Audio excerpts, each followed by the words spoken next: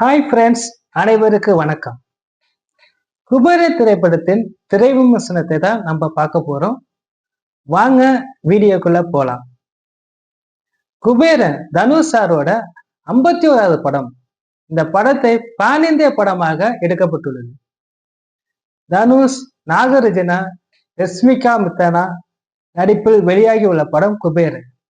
இப்படத்தை இயக்குனர் சேகர் கமல், இசை தேவிஸ்ரீ பிரசாத்.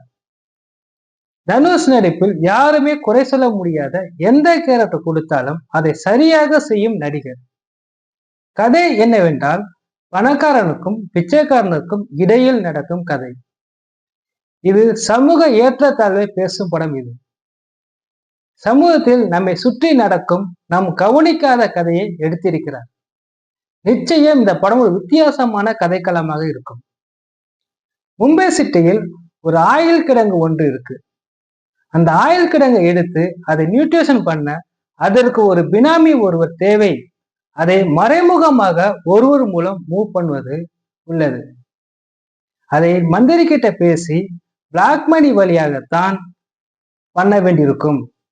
மந்திரி கிட்ட பேசி பிளாக் மணி எப்படி கொண்டு வரணும் எல்லாத்தையும் பேசும்போது அப்போ ஒருவர் ஒரு ஐடியா கொடுக்கிறார். எக்ஸ் சிபிஐ ஒருவர் இருக்கிறார். அவர் ஜெயிலில் இருக்கிறார். அவர் எப்படியாவது ரிலீஸ் பண்ணி கொண்டு வந்தால் அவரை நமக்கு பக்கம் வைத்திருக்க வேண்டும். அவர் நல்ல ஐடியாவே கொடுப்பார்.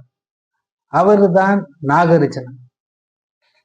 நாகார்ஜுனா செய்யாத தவறுக்காக ஜெயிலில் அடைக்கப்பட்டிருப்பார். இவர்கள் நாகார்ஜுனாவை அணுகி, உங்களை ரிலீஸ் செய்கிறோம், எங்களுடன் வாங்க, எங்களுக்கு கொஞ்சம் ஒத்துழைப்பு தருங்க என்று கேட்பார்கள். அதற்கு நாகார்ஜுனா இங்கே இருக்கிறதோட இவருக்கு முழு ஹெல்ப்பும் நான் செய்கிறேன், உங்களோட வருகிறேன் என்று சொல்வார்.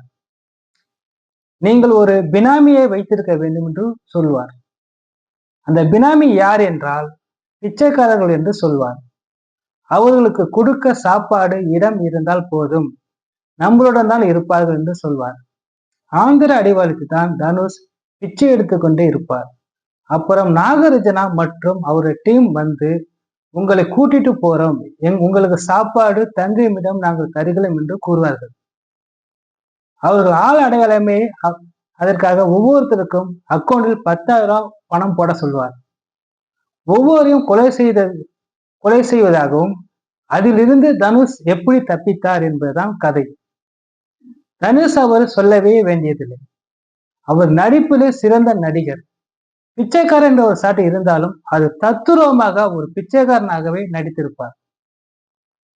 பிச்சைக்காரனாக இருந்து ஒரு கட்டத்தில் ஏர்கட் செய்து ஃபுல் சேவ் செய்து கண்ணாடி முன் நிற்கும் போது அவர் ஒரு சிறந்த நடிப்பை தந்திருப்பார். நடிப்பிலே ஸ்கோர் பண்ணியிருப்பார்.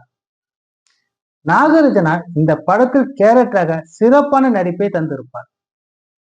ரஷ்மிகா மந்தனா பெஸ்ட் நடிப்பை இந்த படத்தில் தந்திருப்பார். குபேரன் திரைப்படம் 3 மணி நேரம் இருப்பதால் இது ஒரு சூப்பர் ஹிட் மூவியாக அமைந்திருக்கு. குபேரன் தனுஷாருக்கு ஒரு மிகப்பெரிய வெற்றி படமாக அமைந்துள்ளது.